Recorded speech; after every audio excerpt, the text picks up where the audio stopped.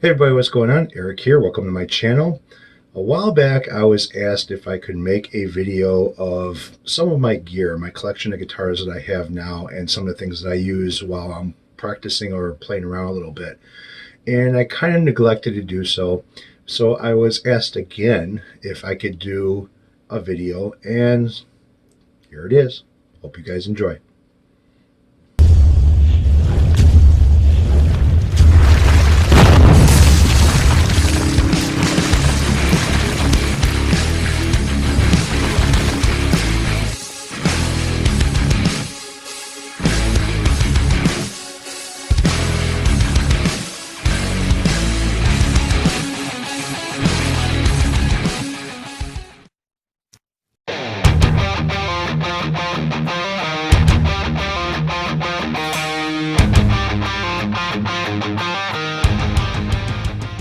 Alright, so I kind of figured I'd start the video off with some of the guitar picks that I use.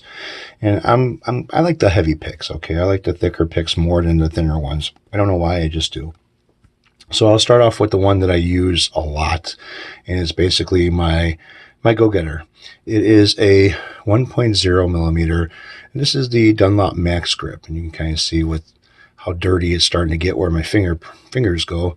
Yeah, I use it a lot. And this texture kind of digs into your fingers a little bit, keeps you from, keeps this thing from moving. This I like a lot. And the next one I kind of use is the 1.14, which is also a Dunlop Max Grip as well. I like those better than pretty much any other pick that I've been using. Another one that I'll go for is the Cool Pick. And what's cool about this pick is that you got 3 sides to use, and the paint that's on here has got a little bit of a texture, as you can see. It's on both sides. These are heavy as well, and these are kind of nice. They stay put too. The Star Pick, this is a 0.73 millimeter. It's not bad. I mean, this is the lightest I'll go with a pick, but it's not bad. It kind of stays put a little bit. As long as you don't lose the grip around your fingers, it won't turn on you. This one I like to use, which is called another one. It's a Jim Dunlop pick, made in USA, and this is like a 5.0 millimeter. This thing is pretty thick. It's got a nice point on it. It is kind of textured, and it does have a little bit of a crater in it for your finger to kind of sit into.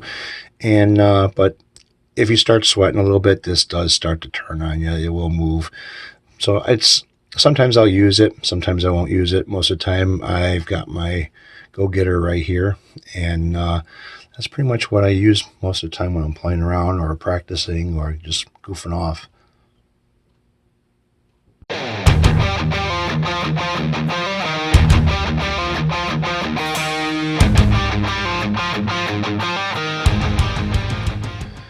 Alright, so I know you guys have seen this before. This is the Line 6 UX2 audio interface. I like it. I've been using this thing for about 4 or 5 years now, and I never had any problems. Update the drivers every so often for it, whenever Line 6 puts out new drivers. It serves basically all the purposes that I need for right now, as far as recording or using the simulated amplifiers and heads and cabs and stuff for playing guitar. And it's got 2 dB meters on it, a left and a right, which actually work pretty damn good. They are not far off. I have some other audio tools on here that have pretty damn good meters on them, and for using for a decibel meter and stuff for output, and checking out to see what if you're recording and you got a very low volume or something. I watch the decibel meters to kind of see where my voice is at, and then if I need to raise it up a little bit. So when you guys hear me, I always kind of boost up the levels for my voice, so it doesn't sound like I'm talking in another room or something. You got 2 mic inputs on there, and you have full adjustments for gain on those mics. You have a plus 46, was that right? 46? No, plus 48 volts if you need it. You have a normal input and a pad input. The pad input is for anything that has active pickups on it. Normal is basically for normal bass, normal, anything normal, non-active. You got your headphones out. You also have a headphone volume, and you have a output volume as well. So if you put any monitors, speaker monitors on here, you'd plug them into UX2 and you'd have full control over it. You also have clip lights that are next to the meters. So if you are clipping, this thing will kind of tell you and show you. So if your output's a little bit too high, you could back it down a little bit. Next thing is the computer side of it. Along with the audio interface, I use what's called Gearbox. I also have Pod Farms and Pod Farm 2, which is kind of nice. It's basically a simulated heads, cabs. You've got all your pedals and then some. You're able to tweak, adjust, and basically kind of do everything that you would normally have on a normal amplifier or head or cab that you want to control. You can kind of do it with this. You can even control your cab as far as what type of microphone you're using and the distance and the placement of the microphone that is on the cab. Now, this one here I kind of use a lot because it's got it just has more of what I need or what I want as far as a program goes. Or I can go with Pod Farm 2.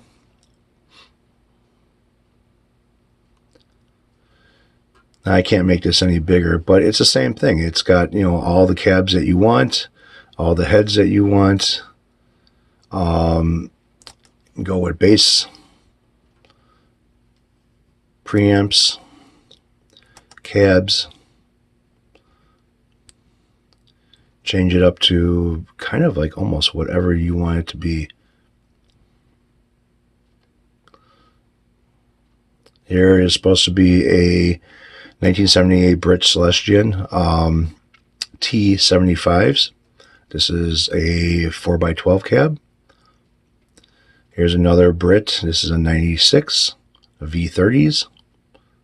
So, it comes with a lot of stuff. Even Line 6's own cab that you could buy or purchase.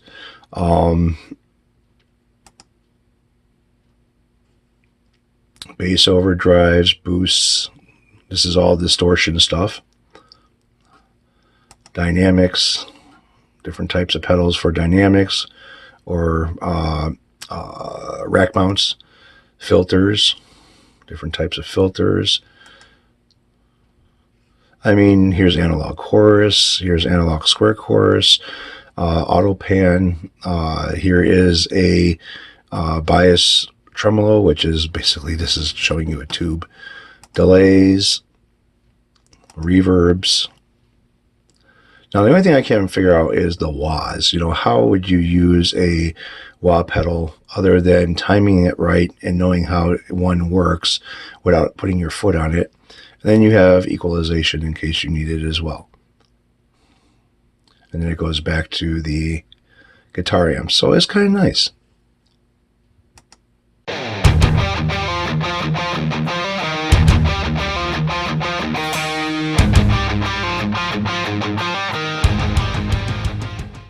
Okay, let's see if I can keep this one short but sweet.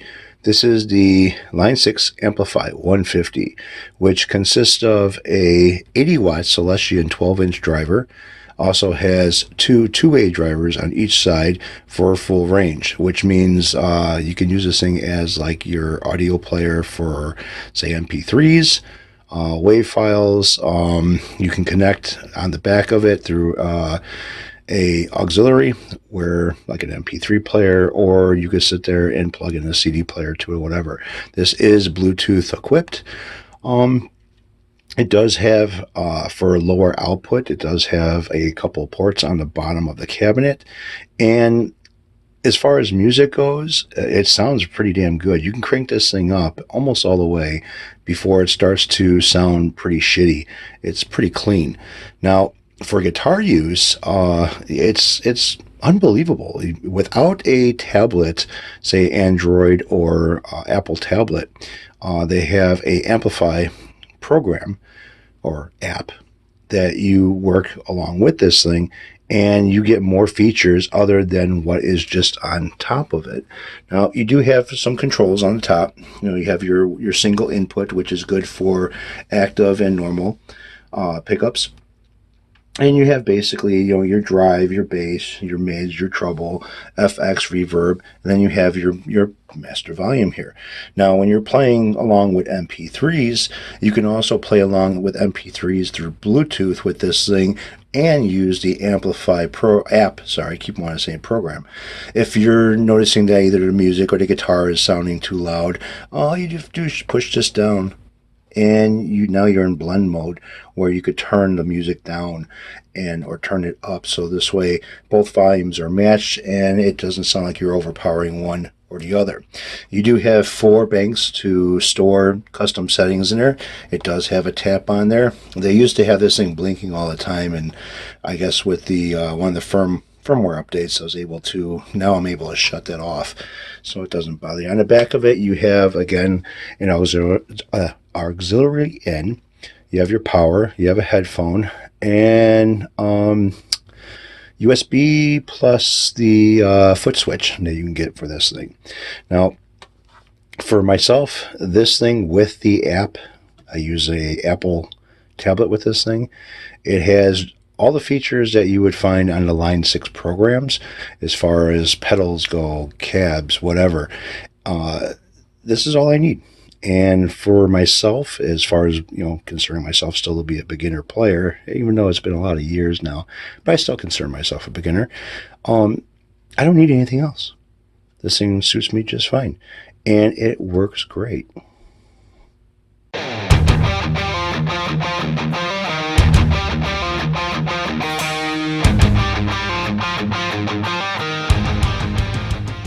All right, so here is my pedal board. This is a Behringer case. It is a PE1000. A friend of mine, Lance Moss TV and Friends, ended up kind of introducing me to this case here for storing all your pedals. And it's nice and neat as far as, keeping things looking clean, not having a bunch of wires all over the place. And it serves its purpose as far as a case to keep things in place. Now, as far as the pedals that I have here, I'm going to start off where basically the signal starts in. Signal from the guitar basically starts in at the, well, it doesn't basically, it does.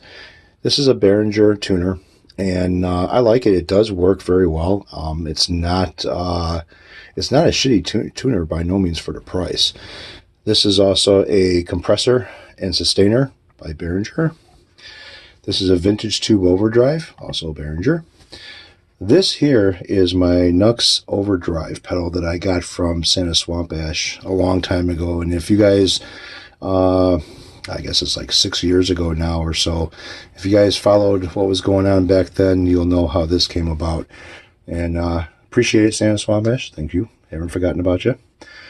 This one here is my Ultra Metal, also a Behringer product. This one here is my equalizer and booster. It does have a little bit of a boost to it. Behringer. Noise gate.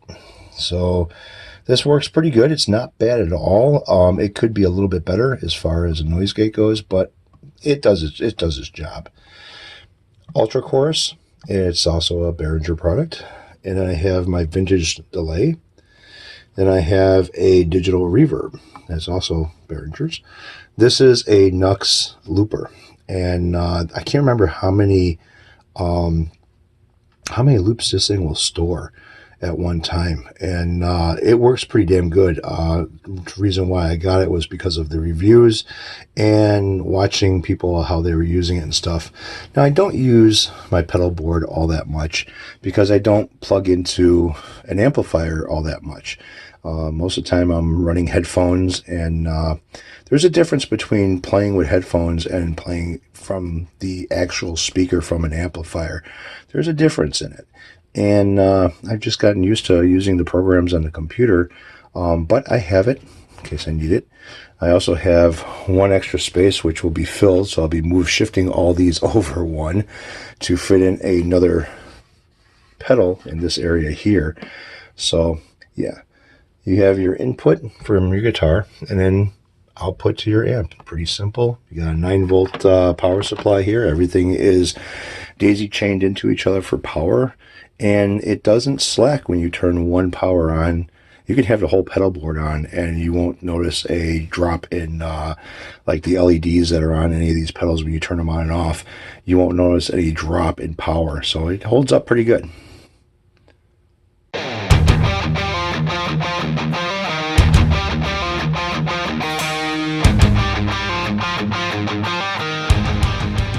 Alright, so here is the fun part of the video. These are my two Ibanez RGA series guitars. The one on the left is an RGA R42 MF MT. They're both 2018 and they're both made in Indonesia. Now it's a purple, what do you call it? Trans purple burst is what these are called. They both have the same off to the side dot inlays on the fretboard. The one on the left has a maple fretboard with a Wizard 3 maple neck, and the one on the right has got a maple neck. I can't remember what the fretboard is made of. It's not rosewood though. One has reverse headstock. I'm sorry for the wheeze. And this one on the left has the kind of like a Floyd Rose Special tremolo double locking. Next is a Epiphone DC Pro, and this is called Wild Ivory, the green. Beautiful inlay work on the neck as far as the abalone and pearloid, and it also has it's got a flame maple veneer on it. Nice black burst going into the green. This has the push and pull as far as your pickups go, and I believe these are the Pro Buckers that are on here as well. Tunematic bridge. Very nice guitar. This was made in China and it is a 2019. These are my collector guitars that you cannot play because they are tiny and they're collectors. So here you have my two Gibson guitars. Now, the Les Paul on the left is a Les Paul Standard. The one that's on the right is a Les Paul Standard. The one on the left is I guess it's a gold top. I put in the Seymour Duncan pickups inside of it. This has got the, oh man, I can't remember what the Seymour Duncans were on this thing. I ended up putting a roller bridge on. I changed the guts out of it. The only thing I didn't do with this one here was change out the stock tuners because they actually work pretty good. Bone nut on here, rosewood fretboard. This is supposed to be mahogany body and mahogany neck. Now this one here is kind of like a blueberry burst, and this has the slash signature pickups inside of it. Changed out the guts, roller bridge. It's got a maple neck on it. Beautiful inlay work that was done on the neck. Grover tuners, bone nut, and this is also Les Paul Standard. But again, these are Gibsons, so I put a lot of work into them. They hold a tune. They actually play very nice, and I like it. I mean, they're not bad at all. Next, this is one of the kit guitars that I built a long time ago. One of the first kit guitars, if not the first kit guitar that I built. Now this has a dark red with a flame maple veneer on it, and I did the inlay work as a decal that I picked up off of the internet. It's got a roller bridge. This is the Wilkinson roller bridge. It also has the push and pull pots on there with the Pro Bucker Epiphone. Not bad inlay work on the neck. I mean, there's a lot of filling on them. Had to do some leveling on it. Grover tuners, bone nut, all, Epiphone electronics. Not too bad. I mean, it works pretty good. This here is one of the kit guitars that I built a long time ago. That's actually my daughter's. She likes it, but she wanted something different. And basically it's a wannabe of a, well, you guessed it, a gem. Now, I ended up replacing the locking nut. I redid all of the inlay work on the neck to match the Dragonfire pickups that I put in here, and it also has a real Floyd Rose special on there. You know, it stays in tune a lot better than what the other one did, because I had a problem where if you pulled back on the trim, the springs would come up. This is really nothing special, just a cheap, basically no-name acoustic, which stays in tune, works pretty good, and sounds halfway decent. And this is the kid's keyboard. I don't know what brand name this thing is. I picked it up off of eBay one year for Christmas. It does a lot as far as different instruments, drums, and whatnot. True two-way speakers, and they are cupped behind the actual driver to have a port. The top hole is a port, the bottom one is a tweeter on them. This thing actually sounds pretty damn good, and you can plug in an amplifier to it, or plug it into a PA to make it sound even better. Again, I don't know what brand name this thing is. It's been a while, but it really sounds good. And that's a cheap ass amp that's not even worth talking about. Now, sorry about the mess as far as the toys. This is the newcomer. This is the Jackson Randy Rhoads Flying V with the fluorescent pink inlays on the neck, the shark tooth, and the fluorescent pink outlining on top of black. Now, this has the Seymour Duncan pickups in there, a Floyd Rose special, double locking, and active system. So I still have to do some work to this thing. This is still, kind of next on my list to get things going over here. But yeah, so the rest of everything are in cases. So I got to open up and play show and tell. So right now I'm back in the workshop, and on the counter, as usual, is the Epiphone Joe Pass Emperor 2. And I think this was a 2009, something like that, I think. Don't quote me on it. But I pretty much have it done. And as you can see, like through the F-holes, you don't see any wiring. Everything is nice and clean. I did have a little bit of a problem with this thing after setting it up yesterday. I ended up finding out that I started having like a little buzzing sound, or kind of like a sitar sound. And I found out that after locking in the bridge, as far as the two set screws on the side, the bottom wheel was loose. And that was vibrating. This thing, the whole body resonates on this thing. Beautiful inlay work. I love the way they did the detail over here on the bottom of the neck. I still have to put the truss rod cover on there. But yeah, I changed out Grover locking tuners. Thinking about changing out the nut to a bone nut. I ended up putting in a set of ProBucker 2 and 3s inside of here with the push and pull as far as splitting the coils. And then, like I said, I put a roller bridge on here, Wilkinson's Gold roller bridge. And yeah, it's nice. And I tell you, for a hollow body with just having F-holes in it, this thing sounds totally different from what it did when it had the original wood. I think it was like an Indian rosewood bridge on it. It sounds much more brighter, and it sounds much more alive as far as acoustic goes. So I don't know what it would sound like plugged in, because I didn't plug it in to check anything with the original bridge that this guitar came with, and I haven't plugged it in yet to hear what it sounds like with this new bridge on it. But I know in acoustic, or playing it acoustically, this bridge made a big difference as far as how much more this thing sounds. So not a bad guitar, very nice, and yeah.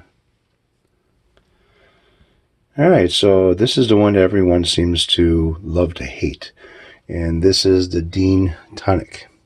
Matching headstock, veneer, flame maple, Grover tuners on it, bone nut, rosewood fretboard, diamond inlays, kind of a cross between a Telecaster and a Strat, I guess, the way the body is. And you got a veneer on top and a veneer on bottom that are book matched.